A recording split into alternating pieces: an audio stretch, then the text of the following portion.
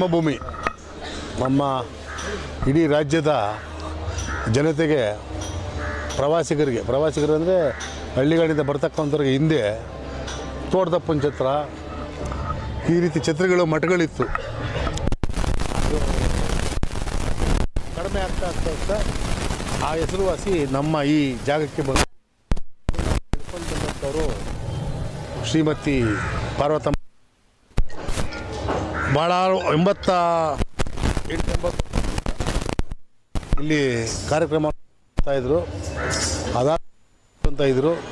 ಅವರು ಕಾಲವಾದ ಮೇಲೆ 16 ವರ್ಷದಿಂದ ಅಂಥೇಳಿ ನಮ್ಮ MN ಸತ್ಯ ಅಂಥೇಳಿ ನಮ್ಮೆಲ್ಲರ ಸ್ನೇಹಿತ, ಅವನು ಪ್ರಾರಂಭ ಮಾಡ್ದ. ಅವನು ಈ 2 ವರ್ಷದ ಹಿಂದೆ ತೀರ್ಕೊಂಡಿದ್ದರಿಂದ ಅದನ್ನು ನಿಲ್ಲಿಸಬಾರ್ದು ಅಂಥೇಳಿ ಶ್ರೀಕಾಂತ್ ಶೆಟ್ಟಿಯವರು, ಪ್ರಭಾಕರ್ ಅವರು, ಆಂಜನಪ್ಪನವರು, ಪ್ರವೀಣ್ ಅವರು, ಮನು ಅವರು, ತ್ಯಾಗು ಅವರು, ಮಾರುತಿಯವರು, ನಮ್ಮ ಸ್ನೇಹಿತರೆಲ್ಲ ಸೇರಿ ಕಾರ್ಯಕ್ರಮವನ್ನು ಯಾವುದೇ ಕಾರಣಕ್ಕೂ ನಿಲ್ಲಿಸಬಾರ್ದು ಅಂತೇಳಿ ಅಣ್ಣವ್ರ ಪ್ರತಿಮೆ, ಈ ಮುಂದಿನ ಜನ್ಮದಿನಾಚರಣೆಗೆ ಪುನೀತ್ ರಾಜ್ಕುಮಾರ್ ನಿಂತಿರ್ತಕ್ಕಂಥ ಪ್ರತಿಮೆ ನಾರಾಯಣ ಮಠದಲ್ಲಿ ಸಿದ್ಧತೆಗಳನ್ನು ಮಾಡ್ಕೊಳ್ತಾ ಇದ್ದೀವಿ. ವಿಶೇಷ ಏನಪ್ಪ ಅಂತೇಳಿ ಇಲ್ಲಿ ಬರ್ತಕ್ಕಂಥವ್ರಿಗೆಲ್ಲರಿಗೂ ತಾಯಿ ಮಿಡಿಲು ಅಂತೇಳಿ ನಾನು ಭಾಳ ಸರಿ ಹೇಳಿದ್ದೀನಿ. ಇಲ್ದವ್ರಿಗೆ ಮತ್ತು ಆಶ್ರಯ ಇಲ್ಲದೆ ಇರ್ತಕ್ಕಂಥವ್ರಿಗೆ ಒಂದು ದಿವಸದ ಮಟ್ಟಿಗೆ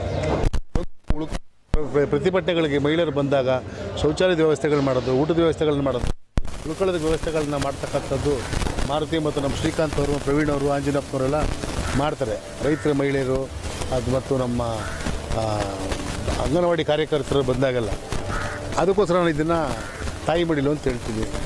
ತಾವೆಲ್ಲ ಬಂದು ಈ ಕಾರ್ಯಕ್ರಮವನ್ನು ಯಶಸ್ವಿ ಮಾಡಿಸೋದಕ್ಕೆ ಅವಕಾಶ ಮಾಡಿಕೊಟ್ಟಿದ್ದೀವಿ. ಮಾಧ್ಯಮದ ಎಲ್ಲ ಮಿತ್ರರಿಗೂ ಧನ್ಯವಾದಗಳನ್ನು ತಿಳಿಸ್ತಾ ಮತ್ತೊಮ್ಮೆ ಕನ್ನಡ ರಾಜ್ಯೋತ್ಸವದ ಶುಭಾಶಯಗಳನ್ನು ತಿಳಿಸ್ತಾ ಇದ್ದೀನಿ. ನಮಸ್ಕಾರ.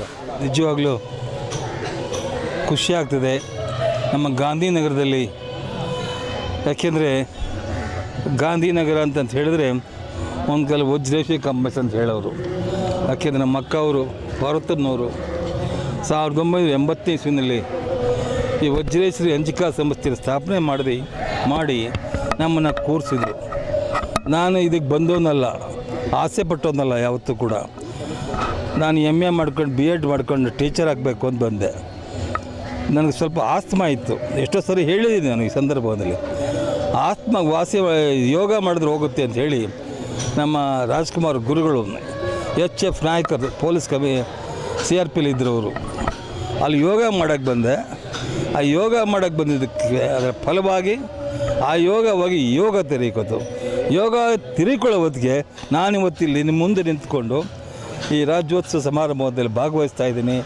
ಇದಕ್ಕೆಲ್ಲ ಕಾರಣ ನಮ್ಮ ಅಕ್ಕ ಪಾರ್ವತಮ್ಮ, ನಮ್ಮ ಭಾವ ರಾಜ್ಕುಮಾರ್ ಅವರೇ ಕಾರಣ ಅಂತ ಹೇಳಲಿಕ್ಕೆ ನನಗೆ ಹೆಮ್ಮೆ ಅನಿಸುತ್ತೆ. ಇವತ್ತು ಮೇಲಾಗಿ ಪುನೀತ್ ರಾಜ್ಕುಮಾರ್ ಅವರು ನಮ್ಮೆಲ್ಲರ ಕಣ್ಮಣಿ. ಅವನೊಬ್ಬ ಹುಟ್ಟು ಕಲಾವಿದ ರೀ. ಅವನು 3 ತಿಂಗಳು ಮಗುನಿಂದಲೂ ಕಲಾವಿದ ಆಗಿಬಿಟ್ಟ ಬಡ್ಡಿ ಮಗ. ಅಷ್ಟೊಂದು ನನ್ನ ಮೇಲೆ ಅಷ್ಟೊಂದು ಪ್ರೀತಿ ಇಟ್ಕೊಂಡಿದ್ದ. ಅವನಿಗೆ ನಾನು ಎಷ್ಟೋ ಸರಿ ಸ್ನಾನ ಮಾಡಿಸ್ಬೇಕಾರೆ, ಚಿಕ್ಕ ವಯಸ್ಸು ಸ್ನಾನ ಮಾಡಿಸ್ಬೇಕಾರೆ ಅವನು ಎದೆ ಕಟ್ಟು ಮೈ ಕಟ್ಟು ನೋಡಿದಾಗ ಖುಷಿ ಆಗೋದು. ಬಡ್ಡಿ ಮಗನೇ, ನೀನು ಯಾವತ್ತರ ಕಲಾವಿದ ಆಯ್ತು ಕಣ್ಲ, ಕಲಾವಿದ ಆದರೆ ಒಂದು ಕಾಲ್ ಶೀಟ್ ಕೊಡ್ತೀಯಾ ಅಂತ ಕೇಳುವೆ ನಾನು ಸ್ನಾನ ಮಾಡಿ ತಮಾಷೆಗೆ. ಸುಮ್ಕಿರ್ಮವ, ನಾನು ಕಲಾವಿದ ಆಗಲ್ಲ, ನಾನು ಬಿಸ್ನೆಸ್ ಮ್ಯಾನ್ ಆಗಬೇಕು ಅಂತ ಇದ್ದ. ಆದರೆ ಏನೇ ಆದರೂ ಕೂಡ ಕಲೆ ಅದು ಯಾರ ರಕ್ತ, ಅದು ಪುಟ್ಸಪ್ಪ ರಕ್ತ, ಅದು ರಾಜ್ಕುಮಾರ್. ಆ ರಾಜ್ಕುಮಾರ್ ರಕ್ತ ಯಾರು? ಪುನೀತ್. ಹೀಗೆ ಹಾಗೆ ಬೆಳೆದ, ಊಟದ, ಹಾಗೇ ಬಂದ, ಹಾಗೆ ಕಣ್ಮರೆ ಆಗಿಬಿಟ್ಟ. ಯಾಕೆ ಭಗವಂತ ಕರ್ಕೊಂಬಿಟ್ಟ ಅಂತ ಗೊತ್ತಿಲ್ಲ ನಮಗಿದೆ ಯಾರಿಗಂದ್ರೂ ಏನು ಪ್ರಯೋಜನ ಇಲ್ಲ. ಯಾಕೆ ದೂಷಣೆ ಮಾಡಬೇಕು? ಅವನ ಆಯಸ್ಸು ಅಷ್ಟೇ ಇತ್ತು ಅಂತ ಕಾಣುತ್ತೆ.